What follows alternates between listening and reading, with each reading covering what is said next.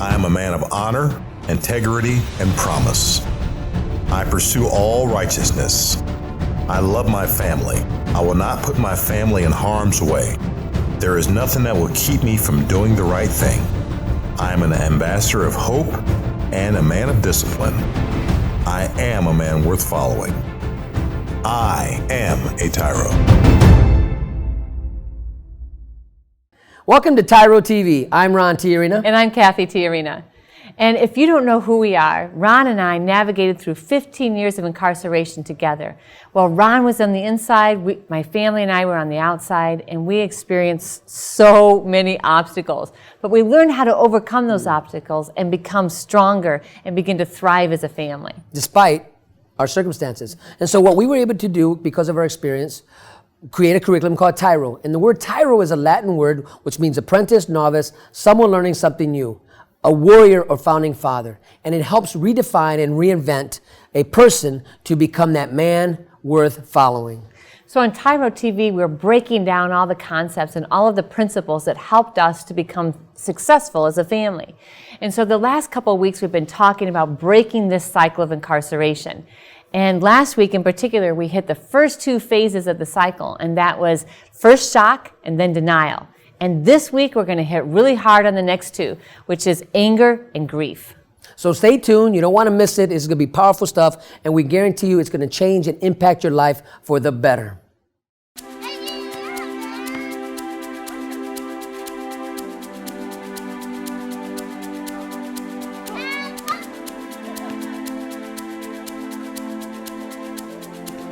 Playing catch, basketball, laughing, and enjoying each other's company. These are all normal things on the outside, but many times are missed in a visitation setting.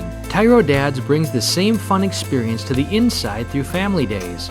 As a TYRO Dad, you have the opportunity to participate in this fantastic event. Family Day is designed to allow fathers and families to engage with each other through activities designed to stimulate communication, learning, and play. Family Days will not only be a highlight for you, but for your children as well. The Ridge Project has strategically developed Family Day as an opportunity to help you connect with your child throughout your separation and help both of you develop skills to continue building your relationship when you return home.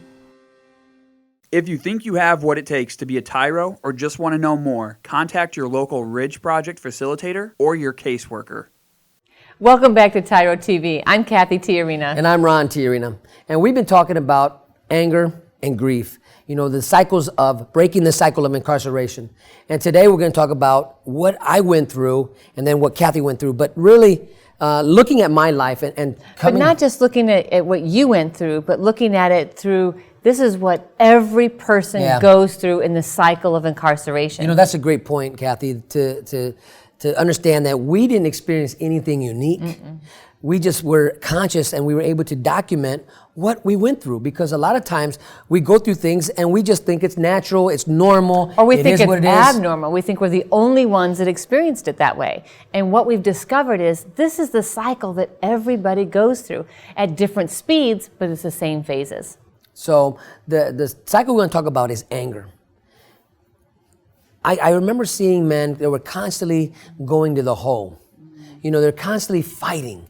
They're constantly throwing a fit, constantly in somebody's face or something. Whenever, you know, their whole bit, you know, it was always drama in their bit. And I remember my experience. You know, I don't know if you guys can live in one cell or how long you've lived in a cell, but if you look at your own life, I can look at my life.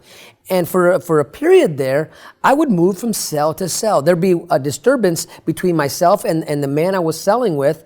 And what's the quickest way? Well, you know what? I'm moving out. I'm taking my basketball and going home type mentality. Mm-hmm. Instead of growing up and dealing with it and overcoming that situation that we may have been facing in that cell.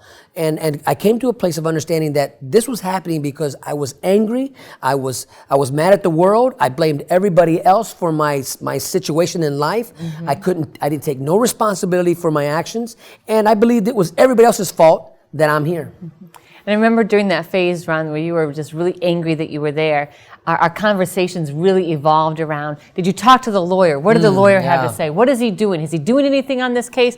We'll follow up with him. He took our money, he should be doing something.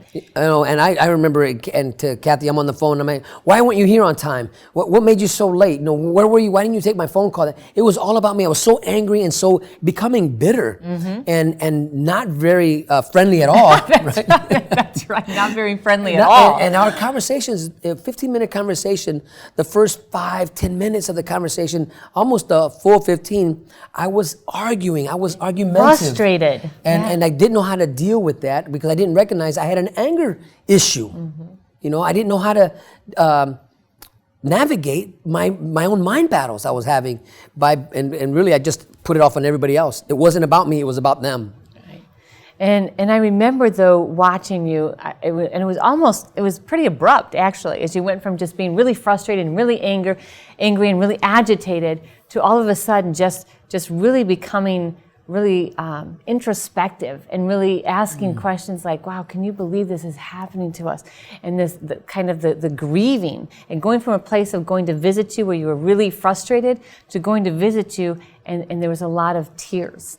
Well, it was a lot of truths and really, and I gotta say, you moved into grief. Yeah, I moved into grief, but I started associating myself with men who had been incarcerated quite some time, and they were able to mentor me and help me understand, really listen, that you need to learn how to do this time or this time is gonna do you. And that's really what happened to me in my evolution, where it began to change, and I really stopped being angry at the world and put it back on me. I was angry at myself for allowing my thinking to destroy what was supposed to be so beautiful: marriage, fatherhood, family, children, and my thinking. And even work. Work is supposed to be beautiful. It's supposed to be fulfilling. But I had this entitlement mentality that I believed that everybody owed me something. Even while I was in prison, I carried this mentality to everywhere I went, everybody who would visit me. And I was a selfish individual. Yes, you were. And because I couldn't get my way, I threw a temper tantrum and blamed the world for my circumstances. So as that anger translated into grief, what was that like? What was that phase like for you? We talk about sorrow. You talk about sadness. You talk about a place where you have to cry, man. You have to let it out. You have to let the tears flow because of the life that you created, because you were unconscious, and the lives you unintentionally or intentionally destroyed because of selfish decision making. Selfish thinking leads a man into incarceration, and it would destroy everything around him. And when I really began to own it, when I really began to own my choices, to own the destruction I created between you and I, the lifestyle I created for my sons growing up without a dad, it really started impacting my heart to where it was hard for me to get up and say, I can change. Because I've found myself wanting to not live anymore. Grieving, it put me in a place of where I didn't want to eat, I didn't want to get up. I realized, gosh, what's life So about? Almost depression. Well, you know what, I think I might have went into depression. I wouldn't know, but I might have went into depression because I finding myself gaining a lot of weight, eating my sorrows away, if you will, and not wanting to move, not wanting to do anything in life in there. Wow. So when we come back, we're going to talk more about these two phases of anger and grief. So stay tuned. TYRO Dads will help you to see who you really are on the inside by coming to terms with your past, present, and future. You will begin to move forward by using your time on the inside to transform yourself. We know you are not the only one serving time. Your family is too. Overcoming the issues that existed prior to and during incarceration are often more than many families can survive. TYRO Dads has a unique method of reaching and healing families based on Ron and Cathy Look's own personal experience with incarceration. TYRO Dads works exclusively with incarcerated fathers who have minor children. The program lasts for 10 weeks and focuses on intensive character development. You'll be taught to take responsibility for your actions, to own it. You will be prepared to overcome the obstacles of your incarceration and transition back into your home and community, both successfully and permanently. Upon successful completion of this program, you will earn the title of TYRO, which means a warrior, someone learning something new. You'll be one of the honored, a man worth following. If you think you have what it takes to be a TYRO or just want to know more, contact your local Ridge Project facilitator or your caseworker. Welcome back to TYRO TV. I'm Ron Tiarina. And I'm Cathy Tiarina. And today we've been talking about the phases of incarceration, or how to break the cycles of incarceration. And today we're talking about anger and grief. So as Ron shared in the last segment, he really talked about what he went through as he went through that phase of anger and frustration, and then navigated into the phase of grief, which almost maybe even felt a little bit like depression. As you talked about really not wanting to eat, not wanting to get involved in anything, just feeling this really gut-wrenching sorrow. Yeah. And as you were going through that, I mean, the crazy thing is we didn't go through the phases at the same time. Like I was in, we talk about the shock and the denial. I stayed in denial longer than Ron did. So Ron went from denial, and then he went into the anger, and he was already into the grief stage before I even moved out of the denial stage.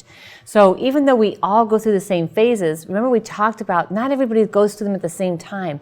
So it's so important to recognize that just because you're at this place and you recognize that you had to move beyond the other phase, doesn't necessarily mean that that's where your family members are, or your loved ones are. And we have to understand that not everybody's on the same page here. Mm-hmm. And so I can't take it personal if I get past a phase and Cathy's still stuck somewhere, and whichever she's going through, it's part of her process, and I have to be understanding. You can't rush through it. You have to experience it, you have to heal from it, and then move on from it. Yeah. So you don't want to just like, okay, I'm just going to rush through this, because you're not really going to rush through it. You won't really get the healing you need to get if you try to rush through it. We don't want to heal this wound lightly. That's right. It's got to be healed thoroughly and deeply. Yes. The healing has to come from the inside out. So when we talk about anger, I remember the same, going through that anger phase myself, of just being so angry at the world because it was everybody else's fault. So going from denial into that anger was like the denial mountain. I had climbed and climbed and climbed up this mountain, and I get to the top, and then like anger just took me over, and off I went down the hill, and just angry all the time, frustrated about everything, and life was unfair, and everybody was unfair to us, and just feeling so angry at you, angry at the court, angry at everything, everybody, and then moving from there into the grief. And it was almost like a moment, sort of like it was with you. Like I'm angry, I'm mad, and I remember doing dishes, and then just all of a sudden just being overcome with grief that I had lost the life that I had before, even though it wasn't perfect, even though we struggled, even though we had all of this brokenness and dysfunction in our lives. It was still grieving the loss of that life, the loss of those moments, the loss of a dad being at home with his kids. And I remember just, washing a dish, and all of a sudden just letting it slip through my fingers, and just leaning on the sink, putting my hands in my face and sobbing and sinking down to the floor and just tucking my knees against me and just sitting in that corner right where the sink was and just crying and crying and crying and thinking, how am I ever going to overcome this? My world will never be the same again. We're not even talking feeling sorry for yourself. No. That's a different experience. We're talking about sorrow, grief. We're talking about the heart being penetrated or pierced. That, oh my gosh, what is this about? What am I living for? Right. The grieving of loss. And so it was a death. It was a death of the life that we knew. The only life that we knew had died. We knew that it was never going to be the same again. And so you have to go through that grieving process in order to let that really die and say, okay, we're not going to have that. We'll never experience that again. And so it really was that was really the wake up for me on, what, I can't continue to do this. I can't continue to just wait for Ron to come home. I have to begin to do something different, because that part of my life doesn't exist anymore. And you have to bury it. You have to say goodbye to it. And that's the phase of how do you get past grief? How do you get past, well, you have a type of ceremony within yourself where you do finally say goodbye and you push that life that you once knew out into the abyss. And it has to be okay. You have to get to the point where you grieve the loss of it, but then you say, it's okay. I have to take a big deep breath and I have to take the next step forward. And that grieving, if you don't really get through that phase of grieving, you're going to carry that and you're going to become bitter and angry, and sorrow is going to be your companion for the rest of your life. And so it's so important that we allow that phase to have its work in our lives, that we recognize it, we allow ourselves to go through that grieving process. We give ourselves permission to grieve that, the loss of the life we used to have, because you're not ever going to have that again. You know, I think it's important to show an example of what it looks like when somebody hasn't let it go. You know, you can go to an AA meeting, and I've been to a lot of AA meetings, and I see a lot of men gather around, and they talk about a life that they lived 20, 30 years ago. And they talk about it like it's still right now in a reality. But the truth is, you're in prison. You got 20 years in. That life that you're describing is not real. It no longer exists. It doesn't exist. So they haven't gone through that process. They're still in a phase of denial where they haven't let that life go. They didn't experience the grief, the healing process. When you let grief have its perfect work in you, it will make you more appreciative of the life you get to now live. That's right. And so as we come back from this next break, we're going to talk to you about what you need to do for your children to help them navigate through the next phases of anger and grief. So stay tuned. Completion of TYRO Dads is just the beginning of the opportunities available to you. As a TYRO Dad, you will be eligible to participate in workforce strengthening services to help prepare you for employment and open the doors to economic stability for you and your family. The Workforce Strengthening Program starts with job ethics training. Once completed, you may be eligible to receive training to acquire your commercial driver's license while still inside prison. If getting a CDL is not for you, then there is also a welding training program you may be eligible for. As more programs are being added, there really is something for almost everyone. If you think you have what it takes to be a TYRO or just want to know more, contact your local Ridge Project facilitator or your caseworker. Welcome back to TYRO TV. I'm Ron TYRO. And I'm Cathy TYRO. And we've been talking about the cycles of incarceration, or how to break the cycles of incarceration. And so far we've talked about shock, denial, anger, and grief. And this show, we've really been talking about anger and grief and what that looks like as you go through those phases. And now we really, really want to talk to you about what that means for your kids, both in what it is that they're going through and also what it is for them to watch you go through those phases and how important it is for you to help them navigate through that. You know, I know through my experience when I would see the boys or talk to them on a prison phone call, and I had one job. My job as dad was to be CEO of our family, and that means Chief Encouraging Officer. And sometimes I didn't manifest that. I didn't walk in that office, but I was conscious and intentional. Look, I got maybe 5-minute conversation with my oldest son. I got 3 minutes with Brandon or with my youngest son, and Blake is my oldest son.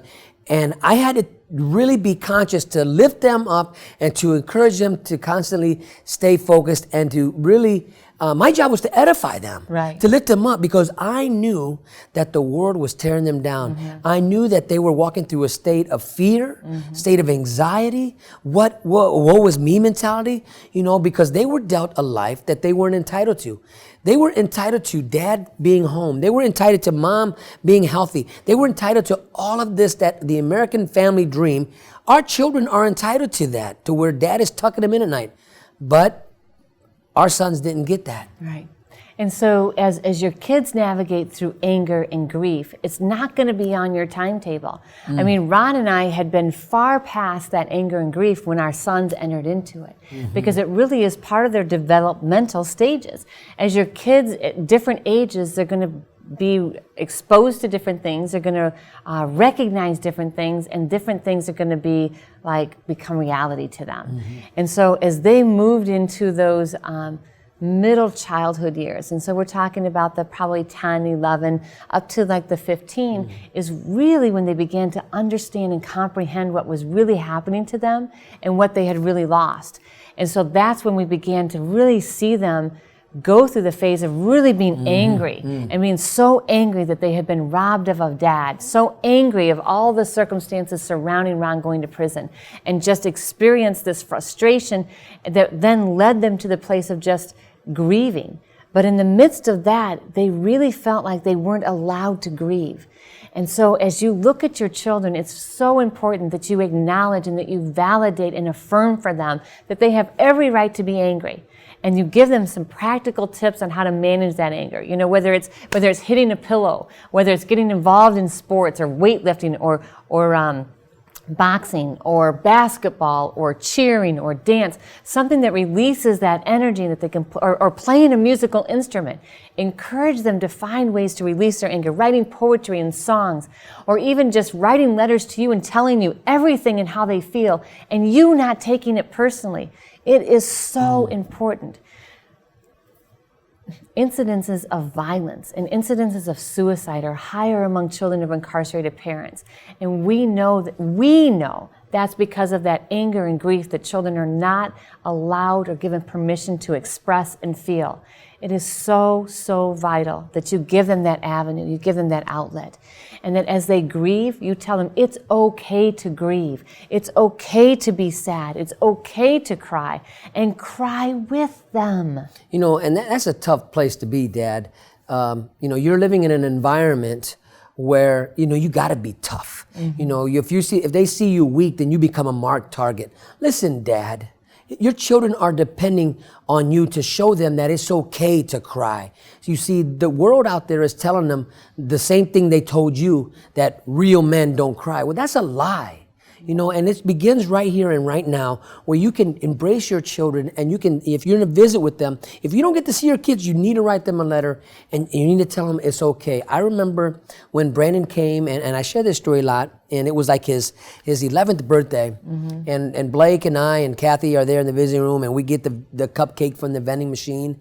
And Brandon's got this smile on, and he's all excited about celebrating another birthday. And really, he's sad because another birthday I'm missing, and we're celebrating it. So he's pretending like he's happy, he's in but denial he's not here. Really. No, he's not even in denial. He's got the mask on because he's in so much grief and pain. But he's pretending like I'm okay, because it's not okay for me to grieve the fact that my dad's in prison for another one on my birthday. And so I'm looking at him, and he tells me, he said, "Dad, this is okay. This is great." And it broke my heart when I heard him say, "This is great," because it wasn't great. And I looked at Brandon, and I said, "Brandon, this is not okay.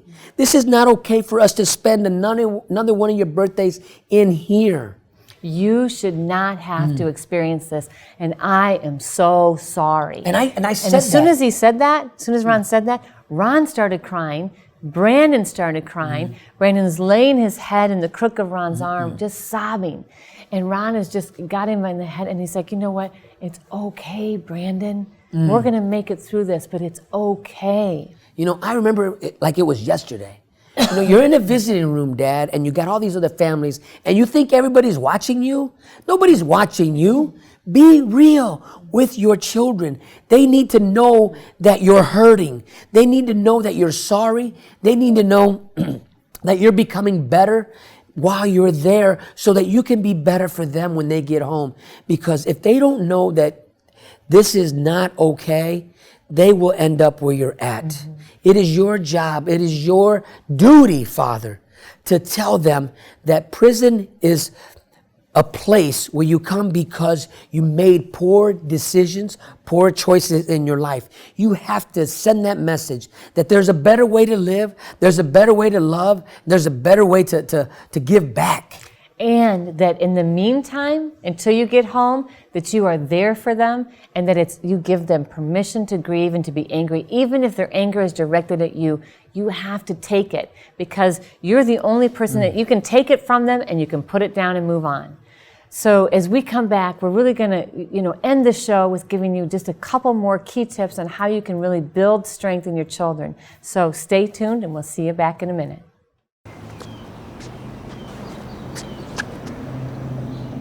Here is my handle and here is my spout. When I get all steamed up, then I shout, Tip me over and pour me out. Oh. The smallest moments can have the biggest impact on a child's life. Cheers. Take time to be a dad today. If you think you have what it takes to be a TYRO or just want to know more, contact your local Ridge Project facilitator or your caseworker. Welcome back to TYRO TV. I'm Ron TYRO. And I'm Cathy TYRO. And today we've been talking about some of the phases of the cycle of incarceration, specifically talking about anger and grief. And how to break those cycles. And we've been talking about our children, and this is really key and dear to our heart because, guys, if we can stop the next generation from looking like we looked, man, we can change the course of a world. And I want to give you a couple tips on how you can help your children become better, not bitter, because of the circumstances that they're in. One of them is you got to write them a letter at least once a week. Shoot them a letter. Tell them how much you love them. Tell them how proud of them they are. Just edify them as much as you can in a letter. Another thing you can do is when you do see your children, to their face, tell them how much you love them and how proud of them you are. They need to hear it from you, Dad. They need to hear that you believe in them, that you're rooting for them, and that you love them and that you're proud of them. Because if they don't get that from you, that type of affirmations, they're going to get an affirmation from somewhere, and it may not be a positive one. It might be a negative one. And so Ron talked a little bit about things to do. I'm going to tell you a couple of things not to do. Things like saying, why are you crying? Why are you angry? Those are things that should not be said because that tells them I don't have a right to feel this way. Instead say, I understand why you're angry.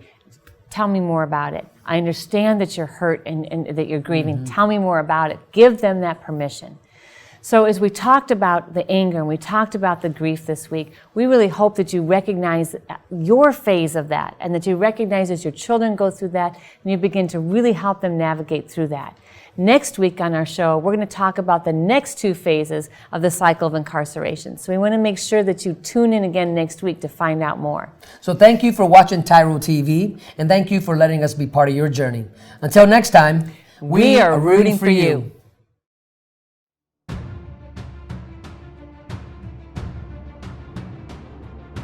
I am a man of honor. I am a man of integrity.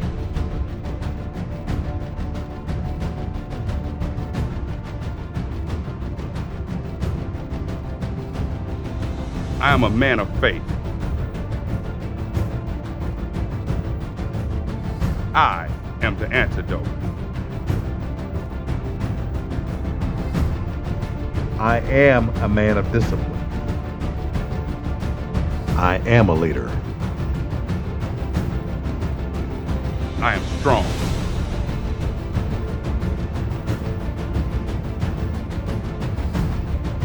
I am a man worth following. I am a TYRO.